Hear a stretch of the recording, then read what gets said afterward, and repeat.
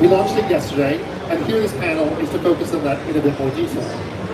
It focuses on 5 core barriers: creating investor-ready contracts, securing long-term certified voluntary carbon market offtakes, balancing revenue streams and product quality, selecting robust proven technology, which can sometimes be challenging, and navigating the complex administrative landscape.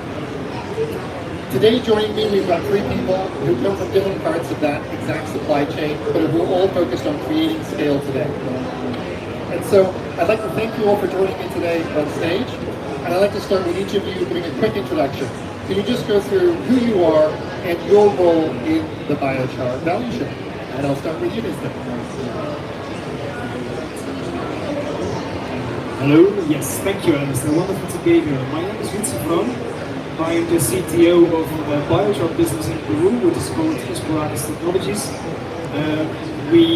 That's the current main activity. We are also a project developer in the sense that we have a very strong vision on scalability of what we do, so we have a pathway and a lot of ideas about developing other projects in Peru, in Latin America and elsewhere on the same or different feedstocks.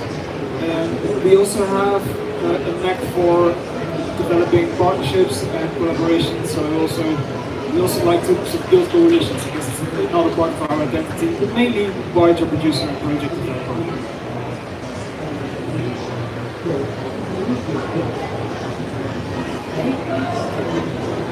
Thank you, Alistair, for inviting me. I'm Lucia Buzzacchi. I'm the chairwoman of the International Biochar Initiative. At IBI, we bring together scientists, policy leaders, industry leaders, and practitioners from around the globe around one single goal: unlocking the full potential of biochar. I've been passionate about generative solutions since the start of my career, and seeing the tangible impact that biochar brings to communities, especially the global south, continues to inspire me. So I'm really glad to be here with you guys.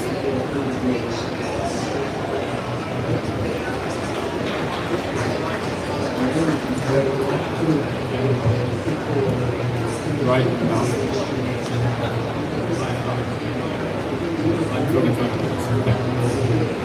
Well, firstly, thank you very much, Alistair, for having me on this panel.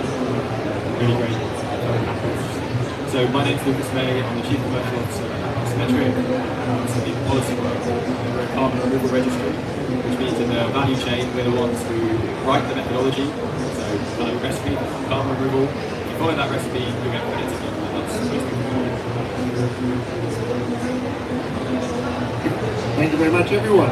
So I think we've got, as you can see, representation from across the value chain here. And I'd like to start by saying that we are at the final ends of commissioning our UK biochar facility, which is slated to be the largest in the UK, producing about 17,000 tons of carbon removal credits per annum. But getting there has been a masterclass in what investors actually want. As I said earlier, I've been told no so many times that I thought they didn't want to do it. I was just selling them the wrong things. They didn't want to hear about biochar. They didn't want to hear about what it could do in soil. What they wanted to know was what is the yield that we can generate from our investment. They wanted to know the predictability of returns and how much they could forecast those into the future. And they wanted to know what are the 3 key unit economics. And it turns out the 3 key unit economics were the cost of our voluntary carbon credit, the carbon credit multiplier that we could achieve, and the price of our feedstock. That is literally the only 3 things they wanted us to focus on. So as an industry, we need to shift our language. A lot of the time we talk about being special, about driving environmental benefits, and while these things are true, it's not what's going to get us the money. And so investors are looking for what this is an infrastructure asset, this scale, risk mitigation with clear rules. They want boring, not breakthroughs. So I'd like to start with you actually, Lucas. From your experience at Isometric, what signals are you seeing from the large corporate buyers, and what do they look for as a critical part of their carbon removal portfolios? Yeah, I think the number one thing is delivery and track record of delivery. I think at the moment buyers have been burned across all carbon removal pathways by promises that were made and weren't fulfilled. not because anyone did that in a bad meaning way, but because carbon removal is really hard. And biochar is an exception to that. So buyers, the first thing they look for is someone who has actually managed to make biochar and issue credits, has a track record of doing so. I think that's like probably the most important thing that differentiates biochar supply in the minds of a buyer. And I think the feedstock point is a really interesting one. Some of the more sophisticated buyers, they do their due diligence. They're not just looking at the track record, they're looking at like the future, how you're scaling up. And they want to see who is your feedstock provider? How big is that source of feedstock? Is it going to run out when you scale your operations? What are your long-term contracts look like? They're really starting to test and hypnotize on the long-term contracts that they're hoping to sign with you. And then I think finally it's that kind of operational ability to scale. So they're going to look at the team, they're going to look at the experience the team has in kind of running industrial operations, the people on the ground. That's really important because that's a big part of their risk calculus and how likely they are to actually get the credits that they're signing up to. So those would be 3 areas. That sounds like a really sophisticated level of due diligence for a buyer to do. Have you seen that be a shift over time? And do you see differences in the scale of a buyer? So the level of diligence they might do, or may they follow a pack, for example, follow another buyer who can trust to have done that work? Yeah, I mean, absolutely. I think like what I just described is probably at the higher end of sophistication. I don't think it's like only the top 1 or 2 buyers, but I think it is at the higher end of sophistication. I think there's probably a bit of a bifurcation in the market. There's the people doing that, and then there's the people saying, if you tick the right boxes, which might be you pass diligence with this buyer, or it might be that you're ICBC, NCCP labeled or something like this, then they're willing to kind of free ride effectively on someone else's. So yeah, I do think you're right that there is a bifurcation. Amazing, thank you. I think switching nicely to Lisa, we've heard a little bit there about what buyers are looking for. In your experience as a developer in Latin America, what have been your main learnings in securing large investment and actually building your facility? Yeah, so I think it really is about getting everything right? So it is indeed to some extent, but fundamentally it is about de-risking many of the core elements of the project. So top things that come to mind is definitely securing off-carbon credits. I'd like to go into more detail perhaps later if you like, but that was really a game changer for the investor that we were talking to, that if this carbon credit market is a real thing, and so also standard experiences in the past, that created a lot of confidence. Secondly, supply contracts for the biomass and the feedstock, including the question about availability. Is it something that can be there for a long term? Is it scalable? And as to the third point, seeing the potential of scalability. So we chose to work with sugarcane farmers, which is a huge industry in Peru and Latin America. So that means that with the first project that we're running, the model is replicable, which means more interesting return on investment for the investor. Very important was our business track record, not necessarily biochar, but in agriculture, and also in exciting countries like Peru and elsewhere in Latin America and Africa. And I'll end with saying that strategic alignment did also help. This investor was specifically looking for ways to contribute to decarbonizing industries. So in that sense, they were naturally aligned to support these kinds of projects. So you were in a natural alignment then between what the investor was looking to do and what you were trying to do, as opposed to being a standalone operation on the side. Would that be a fair categorization? Well, yes and no, because it was a very different kind of project activity in that they were used to seeding. But the whole notion of contributing to decarbonization and carbon removal is something that appealed to them very much. Understood. Well, thank you. Lucia, moving to you. From an industry and policy side, we've heard what buyers are looking for, we've heard what the developer is doing. What are the changes that need to make biochar boring and attractive to long-term investors from a policy perspective? No way. You hear me? Okay. No way I can biochar boring. It's not boring at all. Excuse me, guys. But what I can help you, and I'm committed to make it as much trustable, predictable, low risk as possible as investors are looking for. So there are two sides of this story. The first one is the industry. Having guys like you, the other is out there in the biochar space that secures and provides biochar quality, they do measure it, the carbon accounting of the bankable, integrity as much as possible. Integrity is key to maintain industry. This industry is now at its infancy, and you are kind of pioneer. So the job that you are doing is very relevant for all the biochar community and for what will happen in the future. So that's my suggestion. As much integrity as the highest point of the project. And the policy side, I think the policy has a responsibility to support implementation and product development. For instance, they can give out incentives, multi-year carbon credit guarantees, tax incentives, or inclusions in regulatory markets. That's a big deal. What's happening in Europe is a great news. New CRCF regulatory framework is really important because it gives trust on the technology, and I think they can also do more. They can also start buying carbon credits from biochar. They can be buyers. And of course, if a country decides to buy biochar carbon removal, it's kind of a big thing, big deal. It builds trust in investors. We know that landlord has done that. So I would love to see around more countries making this kind of investments.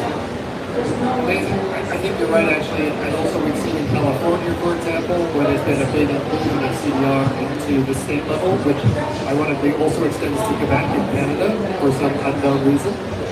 We've seen that actually biochar producers have some real offtake both for the VCM and the semi-compliance market, but also then in the voluntary market.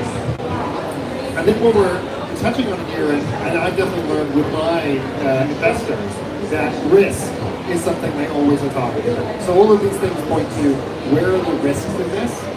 I mean, to the point that in every single presentation that I give to my investors, I have to give them the wind-up scenario. What does it look like if this doesn't work and we have to shut it down? What is the total equity exposure that they have? Every single time I ask for more money, they want to know what that number is. And so not just risk mitigation, but being able to describe and manage those downside risks are absolutely critical. Now, there's a lot of challenges with that in the biochar world. We have conflicting methodologies, a patchwork of standards, and that translates into higher transaction risks and unclear risk profiles for investors to be able to get into. The blueprint that we've written talks a little bit about how we can do that, how you can aggregate together platforms and blended finance. And we've seen this move before in renewables. This is the inflection point where renewables move from being something on the fringes to something now that is scaling faster than any other energy source in the world. And so in the world of de-risking, Lisa, I want to turn to you. As a developer, what de-risking mechanisms have you actually used to make your projects attractive to both buyers and investors? I think for me the key word here is partnerships. So for the offtake agreement, which I already mentioned, it was really critical for our own confidence in what we're doing, but also for the investor. We chose to work with Carbon Future as a market partner. That just meant that we brought on board a lot of experience that we ourselves did not have in going to market, but also meant we could use their experience in terms of contracting, in terms of MRV, and I think you can always sort of second guess these kinds of decisions, and I think for us it's been really helpful to de-risk this whole selling commercialization of carbon credits. And partnerships also rely on the supply side if you look at feedstock. So we work with sugarcane producers. There's a lot of sugarcane trash, the straw, also the gas, but we use actually the straw, which is a bit of an issue for them in their fields. Having access to that biomass, but also work with them to incorporate the biochar in their soils is really a collaboration. We could have a simple supplier off-taker model. Frankly, these guys are big enough to see that once it's interesting, they'll just do it themselves. So we're really looking at doing this together, which gives us access also to more scaling later, because most sugarcane plantations, the group that I'm talking about, are part of a bigger group. So what happens works in Piura in the north. And then also work in Colombia and Guatemala with plantations of the same organization. So I think partnerships for us have been really important in actually specifically de-risking those two key elements of our project. I'll end by saying and admitting that technology risk is also critical. That is something where we have had a strong learning curve. Maybe you need to admit we underestimated it slightly. Now we'll get there, we're solving it, but that has been a bit of a delay. So I think for us, a learning to take forward in terms of expansions and new projects will be to be even more diligent at the level of technology. Thank you very much. I know technology is something that everyone is focused on, although it's a mature market in the sense of we know the technology, actually having repeatable technology that's deployable can still be sometimes a challenge, especially having at the right price point.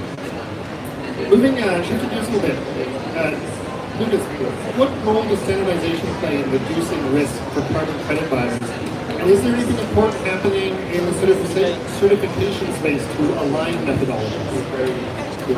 Yeah, I think it's very topical. You might have heard the word patchwork maybe 3 or 4 times today. I think, the first thing, that the role of the registry in writing the methodology, investing in the capabilities, should be to de-risk the science side. We don't de-risk the legal risk, we don't de-risk the financial and operational risk, but no buyer should have to be worrying about the quality of the credits they're receiving. That's our job. And that's what we've been trying to do differently, and we'll note in this market that hasn't been good. So we really need to step up our game there, and as you said earlier, the key thing is integrity and designing the highest possible integrity, right? And I think that does link to the patchwork point, because our approach has always been, we think these markets must be regulated. Carbon removal is too important to be left unregulated. You wouldn't, the financial services or healthcare, anything as important as that unregulated, carbon removal is the same. And so we're expecting and lobbying for governments to regulate us and the whole industry. And in anticipation of that, when we write these methodologies and we issue credits, we're putting them at the highest bar possible. Because that means that when the UK develops its Biochar methodology and the EU develops a slightly different one, and we'll see it has its own approach, and ICBC has its own approach, we're already automatically compliant with all of these things. And actually, yeah, patchwork doesn't sound great, but a patchwork quilt, it hangs together. Like, we're making sure that all those bits are complete in one package, one-stop shop, so that a developer doesn't have to say, okay, if I'm selling credits into this market, I need to do this thing in this market kind of thing. So that's a big part of how we think we can come that de-risk those sort of divergent standards around the world. Is just go by. And how do you make that consumable by an investor that doesn't have maybe the technical knowledge to understand what you just described? A patchwork sounds risky. It sounds like something I don't understand, and I'm going to have to know a lot to be able to get comfortable with. How can you make that something that's actually consumable and therefore investable? I mean, firstly, it's our role to do that, right? So we have a team of 25 scientists. We're the ones reading 200-page methodology, all of the academic literature. I wouldn't expect an investor to do that. That's our role. When we are regulated by the EU in about 9 to 12 months' time to do that role, I think investors will look at that and say, great, box tick. Someone's checking the checkers. That's what we'd like to see. So that would be one of the things I would say in response to that. I think the other one is that there are a bunch of these kind of accreditation bodies already today. It's not quite the same, I think, or as good as like a CRCS, but you have the ICBC and CCP labels, you have the policy checks. There's a lot of kind of like boxes that an investment can tick and say, okay, someone has to do this, I think this is what we do. But actually, thank you very much for bringing Lucia in, because I'd like to get your opinion on one of the most promising collaborations and frameworks you've seen that genuinely help de-risk biochar for investors and for buyers. Can you hear me? Okay. I can echo what Nixon just said before. But we have to step back for a moment. Because when we think about biochar, normally we think about the black stuff that is produced after the which is not. I mean, biochar is also a product, but it's more than that. It's a system. So, and that's how the feedstocks, the supply of feedstock, the pyrolysis plants, and all the other things all the outcomes that comes from the pyrolysis are produced. So we need to keep in mind that at the end of the day, all these things need to stay together in a good way and in a sustainable way for the farmers, for the investors. So to me, if you ask me which is the best business model, it's a business model where all the outputs of this process are valued, meaning the energy output, is it gas, bio oil, heat, whatever it is, okay? In Europe, these are the examples. Then we have the biochar, and the biochar is a product, don't forget it. It's not only carbon credits, or you can generate the carbon credits only if the biochar is in the soil or somewhere else, but at least used. It's not left there. So we need to consider that the value of the biochar is not in the value, not only carbon removal, but it's on the whole outcomes that come out of the system. So to me, the best option is let's make the best use of the energy that is produced during the process. Let's make the best use of the product that we have, and let's build on top of that also let's generate also the carbon credits. I remind you that biochar was there before the carbon removal industry started. And biochar was there because biochar is a soil method. And it has been used since ever, I would say, to make better soil, to enhance soil productivity. So that's the story of biochar. That's where biochar comes from. And we need to keep in mind this and build on top of this all the other ecosystem values that we want to achieve. So carbon markets are a great thing. They are now driving the industry, which is great. But at the same time, the real challenge is to give value to biochar as a product. That's, to me, the challenge for you guys that are developing good projects. So, most promising collaborations, they are the one that keeps together different industries, meaning that when you can valorize the full outputs of the pyrolysis process, that's great. And also the co-location frameworks, for instance, that lower capex for your investment. I mean, if you set up your plant close to a sawmill, that will be great. And we see the examples that are here. Brazil, Aperam, Net Zero, in Bolivia, ExxonMobil, they're all close to the source of their feedstock. That's great. That's really great. So cooperating with other industries is really important. Yeah, I can definitely see agreement here. Yeah, level agreement. And I think it's also something that I know my investors have talked a lot about. So what are our revenue streams? How do our revenues come together for carbon credits, for the physical char, and for the energy or heat production, being an absolutely key part of what they're looking to invest in. And I think, as we've already seen, feedstock plays a huge part of the story. I can talk a little bit actually about how we're trying to overcome one of those biochar issues. So we, like yourself, Pizza, our parent company is not in biochar or in carbon removal. My parent company is a data center company. We build large-scale data centers, primarily in Europe and the Middle East. Around one of our data centers, we're building the world's, or it was going to be the world's largest living wall. Unfortunately, someone I think in Qatar or Singapore has pipped us to the post, but it's a 7,500 square meter living wall. And what we've been able to do is we've been able to turn that into a monetized biochar offtake.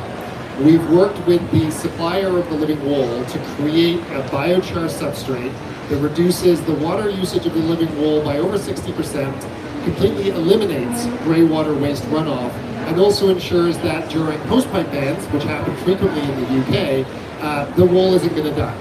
Now that substrate's about 40% biochar, and it's a peat-free substrate. So not only does it have the environmental benefit of not having peat, it's also a great use case for biochar. Now our relationship with them was, hey, we'll pay for the research, we'll give you the biochar, but if it works, you have to buy all the biochar you ever want for the foreseeable future from me. And that's exactly what happened. They liked the product so much that actually they made a decision at a board level to use that globally as their new substrate. Now, their substrate is provided by a third party. a third party who happens to be one of Europe's largest horticultural companies. And so they went and knocked on their door and they said, hey, by the way, we want to buy this product. This product is made of 40% biochar. And for us to buy it from you, you have to go buy it from a healthier earth. And so we had a knock on our door from now one of Europe's largest substrate providers saying, hey, I've got a customer who says they want to buy a bunch of biochar in my product from you, and I have to buy it from you. What's going on?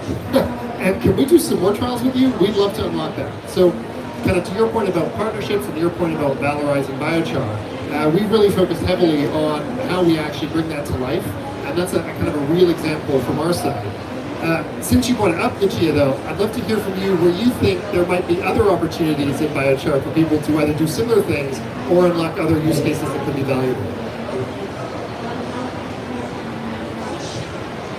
Good question, really good question. I love that. No, I mean, the soil application of biochar are known. I mean, we don't have to tell it, everything is there. These soil applications have been studied since the beginning of this biochar era, you know. So I'm not going to say that biochar is magic. We know how it works in the soil, and soil applications are good. But what we see now, which to me is really amazing from the standpoint of environment, is the opportunity to use biochar with big emitters, big industries. For instance, the built environment, cement.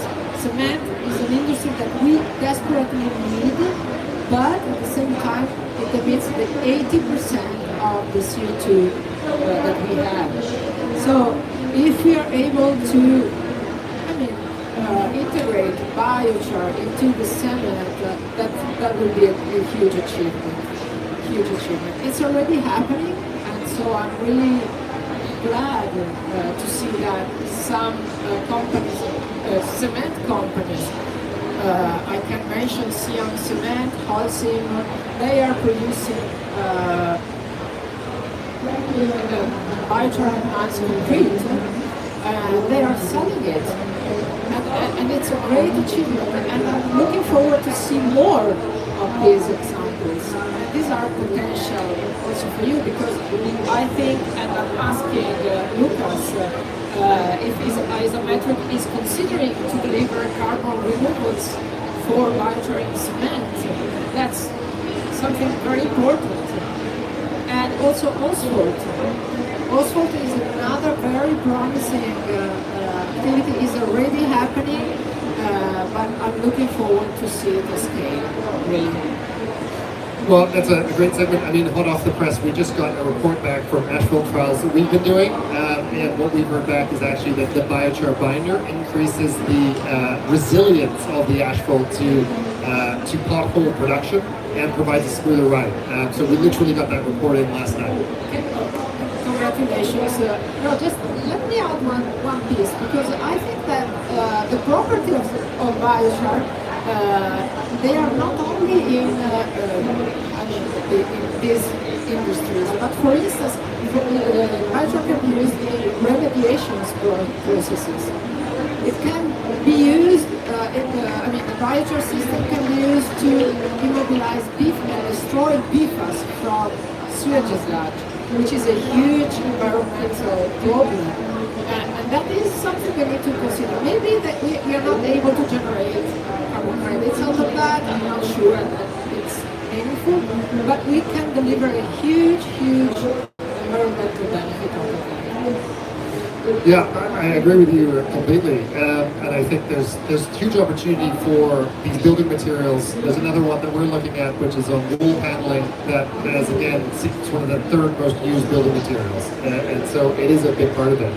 Shifting gears here, Vista, you talked a lot about feedstock. How does Inspiritus go about managing feedstock variability and still deliver a consistent, high-quality biochar product at the end of the day? Yeah, I think that's a really good question. So first of all, we identified a single source of feedstock, which is really very abundant and cheap in Peru, which is the sugarcane straw. It has no other use case. It represents a problem for these farmers. So in that sense, we have the luxury, so to say, to be able to produce and grow for the coming foreseeable years in this specific feedstock.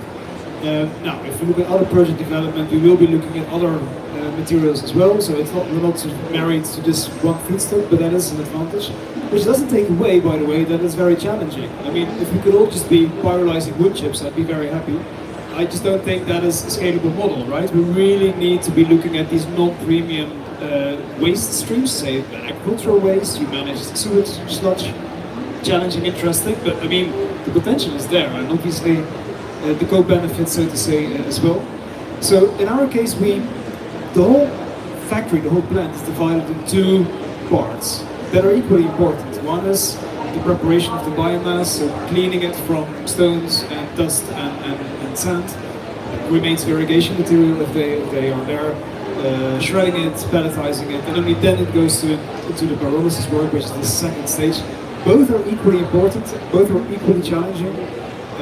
So I guess the point is, it really helps to have a single source of biomass, because then you can standardize these operations. It still is a challenging material, and it really is worth the time and attention and investing in the right equipment to make it work. Because once you have a well-prepared biomass that is sufficiently dry, with the right particle size, sufficiently homogeneous, pyrolysis in the second stage is much more feasible, and you can get a higher quality biochar. I mean, definitely, I've been to more failed biochar facilities because the pre-processing doesn't work than actually the pyrolysis doesn't work. That's definitely true. And has that experience changed how you think about either selecting sites or partners to work with? It has very much influenced our decision to place the site directly in the area of large-scale sugarcane production. And I don't think this is anything new to say that if you want to expand biochar facilities, your first box you want to check is, do I have access to a abundant supply of feedstock that is there, available at a low cost, so don't spend on logistics too much if you can. And obviously, look at alternative uses. So I think we do need to be aware of indirect effects. If current feedstocks have a use case for renewable energy production or whatever, if you start using them for the production of biochar, we do need to be mindful of the indirect effects it may generate. But having said that, yes, I think if we look at the potential for scaling with sugarcane or with other feedstocks, the biomass for us, I believe, really is the first thing we check. Got you. And Lucas, from an investor carbon markets perspective, what gives buyers confidence that a biochar product's credits are truly high quality and durable? I know you gave some pointers at the beginning. I'd like you to kind of double click on that and go into a bit more detail. And how important typically is traceability and standardization in making biochar credits big and boring for those mainstream investors? Yeah, so I'll probably cover some of the same ground as earlier, but I'll try and go a bit deeper. So I think you can split the buyers into kind of two groups, and the ones who really want to understand the methodology in detail. You know, they've got someone in their team who sits down and reads our 100-page biochar protocol. They go deep in all the topics, so they really want to understand the rationale behind the feedstock that's being used, any market leakage considerations. They want to understand additionality, they want to understand durability. They go into all of that level of depth with us. Sometimes they also engage external consultants, and that's how they get confidence. And when they get that confidence, they want to lock it in. So they actually write into the contracts the version of the protocol that they have reviewed and approved, and the version 1.2.1. And then if there were to be any changes to it, they actually need to review those changes and approve them. So that's kind of like at the higher level of scrutiny. That's how those buyers get confidence, is they basically really understand what's going on. Then I think for the other group, they really are looking at these labels, and I think you've got CORSIA and ICBCM is probably the main two that we hear from buyers, and there's not really a pattern to this. Some prefer CORSIA, some, I mean, particularly airlines, but also government like CORSIA because it's a kind of government-run organisation. But a lot of kind of new entrants to the CDR space really like ICBCM because they've heard a lot about it. And those processes give confidence because of the things that they do. So in the case of CORSIA, you've got kind of effectively national representatives looking at you and saying, is this a legitimate kind of governance organisation? Are you doing the right sort of checks that we'd expect? In the case of ICBCM, they really go deep on the methodologies themselves. So they set up a kind of methodological working group with experts from the relevant industry and academia who kick the tires on your methodology before they give you the CCP label. And we've been through that process with both ICBCM and Corsia, and thankfully have come out the other side with approvals specifically for biochar as well. And we've seen that since those approvals have come through, Corsia just came through a week ago, so it's a bit early to say. And by the way, just a plug for that, that's the first Corsia biochar approval that has happened, which is like hopefully a big moment for the scalability of the industry. Absolutely, and congratulations on that. How does a developer get involved in it, right? Like, what's the pathway? So it's great talking about Corsia and IBCM and all of these things, but how does a lowly developer like Vista or myself manage to get access to those great offtakes? I mean, your role is obviously the primary one, because buyers are buying something that they believe in, and what they're doing with us is checking that the story is true. But someone has to tell the story, and it starts with the project development. So, from a very practical perspective, we have a bunch of airlines now coming to us saying, okay, cool, we can buy biochar. We were never going to touch anything before because it wasn't able to see them, and now we can buy it. So who should we talk to? And so I think the answer is going to be project developers. Like, go see them, yeah. Go find out about the project, go visit it, go make it real for yourself, and then get that confidence that you have in the project, and obviously it answers the kind of certification body to take it internally and make the case, because it's not cheap. It's not as cheap as some other credits you can buy. So they've got to get the belief first, and then they'll take it through. So yeah, I mean, you guys are the central player, so we're just going to facilitate it. It's really interesting, because as much as we've talked about investors wanting big and boring, we've heard customers want the story. They want to know what's going on beneath the hood, and they want to be more invested in the actual story. So being able to cater your message to that, but then realizing when you're talking to investors, they're not actually that interested. They want to hear the Corsia tick box. They want to see that, and they're comfortable. They don't need to hear the rest of the story. And kind of realizing that they're not interested in that special part of the story, I think, is really important. So if we think about this really then moving from an innovation to an asset class. So our investors love to talk about asset classes, and this is not an asset class that they really understand. One of the things, though, that I've definitely been able to get my investor interested in is by talking about uncorrelated returns. So once you've dealt with the unit economics, the core aspects of the investability, how much, what return you get, being able to talk to them about an investment that is within a portfolio that has non-correlated returns seems to get them really excited. And what does that actually mean? Well, I didn't know what it meant until I went to New York Climate Week, and some smart boffin sat me down and actually explained to me. They said, look, most of the larger green climate innovation funds out there aren't able to invest in carbon removal technologies because the ticket sizes aren't big enough. They want to invest minimum of $25 million. That's their sort of smallest ticket size. Biochar is one of the few exceptions where we're just getting to the point now where some projects are getting to that scale of investment.